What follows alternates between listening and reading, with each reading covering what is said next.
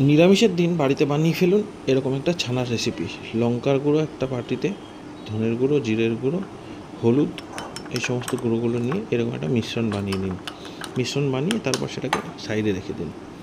তারপর একটা প্লেটে কটা কাঁচা লঙ্কা, একটু আদা, একটু টমেটো আর একটু কাজু বাদাম আর কিশমিশ নিয়ে সাইড করে রেখে দিন।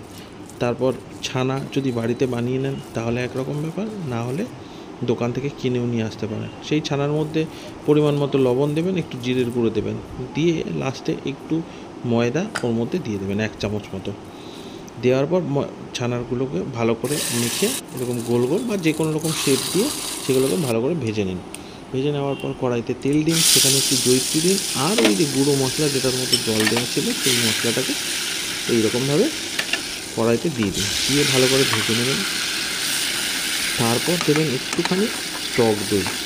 মশলাটা যাতে ভালো করে ফ্রাই হয় সেটা অবশ্যই খেয়াল রাখবেন।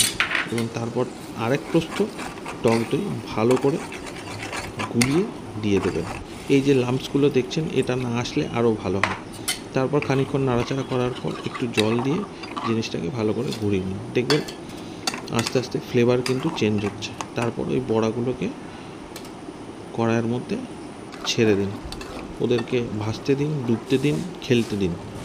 দেওয়ার পর একটু ঢাকা দিয়ে দিয়ে অল্প ঢাকা, বেশি ঢাকা দিয়ে দিয়ে ওদেরকে ওর বড়াগুলোর মধ্যে ভালো করে গ্রেভিটাকে ঢুকতে দিন। এবং গ্রেভিটা যখন মোটামুটি অল্প হয়ে এসছে তখন বাটিতে নামিয়ে তার উপর দিয়ে মেথির গুঁড়ো দিয়ে রুটি দিয়ে একদম ধামাকেদার ওয়েতে খেয়ে নিন।